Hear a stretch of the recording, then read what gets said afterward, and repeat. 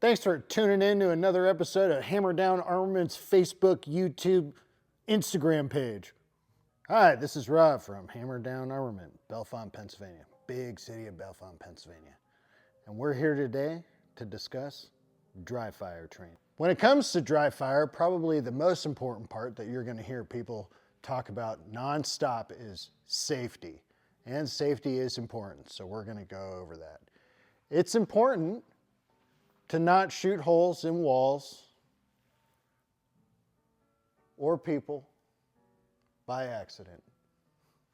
So, you always want to make sure that your gun is unloaded and that there is no live ammunition in the space in which you are going to dry fire. So for me, what I like to use is a dedicated mag or magazines where I use snap caps, a plethora, but I also weight my magazines. And these are hand loaded by me. They are inert. There's no primer, there's no powder.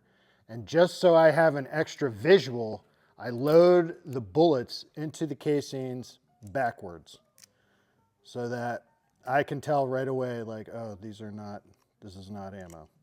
And then for extra safety, I will load up the number that I need for the division that I shoot, and then top off with a bunch of snap caps, so even if for some ungodly reason one was actually live, which they're not, it wouldn't get to the chamber.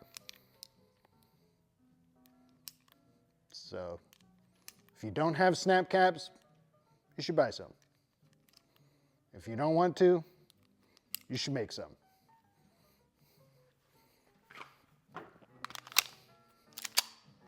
You have your training magazine, your Dryfire magazine, that you know is free of loaded ammunition. And you now have to determine where's a good spot.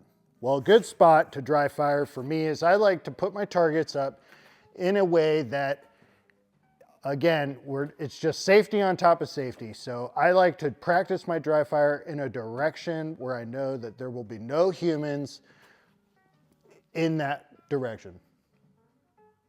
Through the walls, through the yards. Pick a spot where if you touch one off, you won't kill anybody. So when it comes to dry fire, you have a lot of options as far as targets. Light switches work. Even something like, I like to use black pasters. They're cheap, inexpensive, small, don't take up any space. If you want to use targets, you could obviously use full-size targets if you have a lot of space. And there's, plenty of outfits out there making reduced targets for IDPA, USPSA, 3-Gun Nation, IPSC, steel poppers, the whole nine. You can get all kinds of shrunk down targetry for your dry fire needs.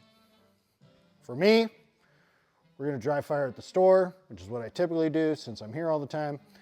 And we got plenty of room to use full-size targets, so that's what we're going to do. Here I've set up an IDPA target. This is like, I'm sure if you come into the store, you've seen this target sit here. That's because in the morning I like to do some dry fire. So if you ever come in and you see a bunch of targets scattered all over the place, I was getting crazy. That's what was going on. So I like to put that one on that wall. If you come over here, so right here, I actually have lazed a bunch of spots, but this right here is 10 yards. So from here to the target is 10 yards. So using full-size targets, I want to use full-size distances. All right. So we've already gone over dry fire safety, no loaded ammo, dummies, snap caps, all right? I'm going to load it up. Plenty of guns and the amount of dry fire that most people are going to do, you don't really need snap caps if you don't want. You don't have to do that. For me, I dry fire a lot. I will beat the hell out of a gun over the thousands and thousands of trigger pulls that it's going to get dry. So I like using snap caps, which, as you can tell, you'll wear them out.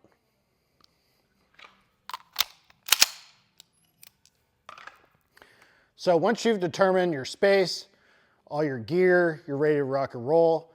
You've got some other equipment that you're probably going to want to use that's going to really multiply the benefits that you're going to get from your time spent dry firing. And that's a timer. You're going to want a timer. Now you can get fancy ones. We have some great options at the store. I use a Commander. My wife got it for me for a birthday present. Thanks, honey. Love you. All right, now that you're all set up, you got a gun that's not loaded with real ammunition. You got a target. You're in a safe place, a safe space, if you will, maybe. It's time to actually get to work. First drill I'm going to go over with you, trigger controlled speed. This is going to really let you focus in on making sure you have a correct grip tension, and that you're pulling the trigger straight back. So for a timer, you can go with anything you like. If you want to buy an independent unit, that's great.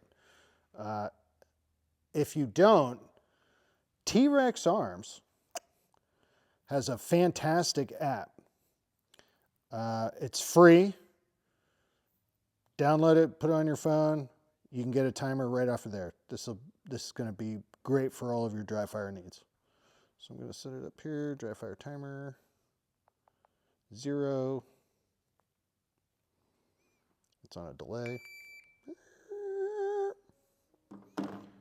So the first drill that we're going to go over is trigger controlled speed.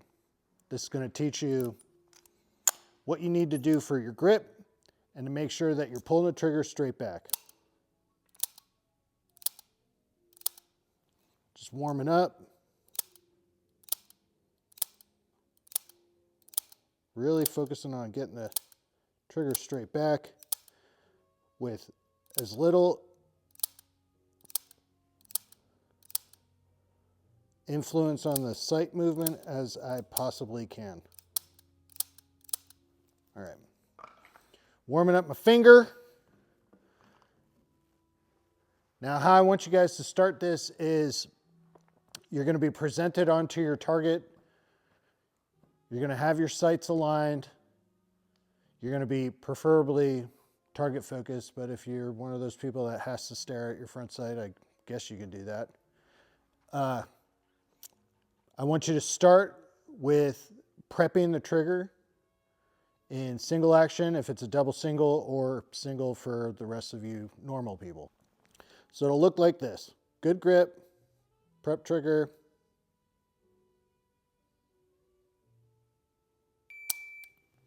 And the idea is that you want to pull the trigger as quickly as possible as soon as the tone begins. You want to be done pulling the trigger before the beep ends. Again, no influence on the sights. Pulling the trigger straight back.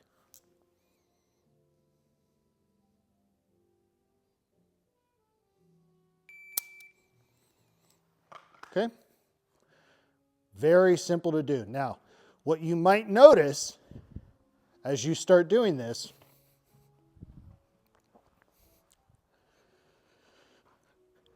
that your sights, as you pull the trigger, you want the sights to just remain how they are. Perfectly aligned onto your single point on the target. If you find yourself pulling the trigger and it does this, or this, or this, your inputs are way off. Poor grip tension, maybe a vastly incorrect type of grip, and most definitely pulling the trigger with your whole hand if something like that's happening. That's usually when you see a lot of people shooting and it goes low left, a lot of times they're pulling the trigger with their entire hand. So this drill is going to help you out with that.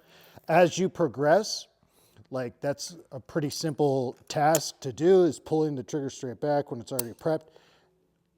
To make that more and more difficult, you can just put your finger further and further away from the trigger. So I could have it just touching the trigger, boom. Where I'm not prepping it, I'm just touching, boom. And then I can have my finger all the way off the trigger.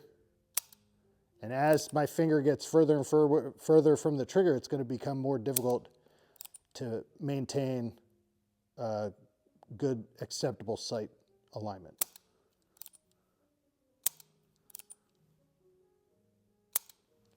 All right, so to summarize that drill, trigger controlled speed, you want to challenge yourself with it. So if moving your finger further and further and further away from the trigger, that's going to make it harder. Doing it in double action is going to be difficult. Really dialing in the smaller target. If you look at the Dryfire target that I'm currently using right now, it has one paster, black paster on it, and that's what I like to make sure I'm hitting.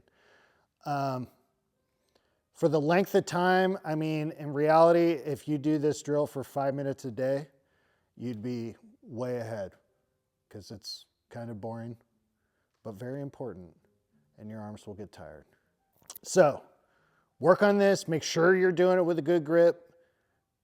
Make sure those sights are correctly aligned and that you're not disturbing them. And yeah, do this for 5 minutes a day for the next week or so, and then stay tuned for our next training video.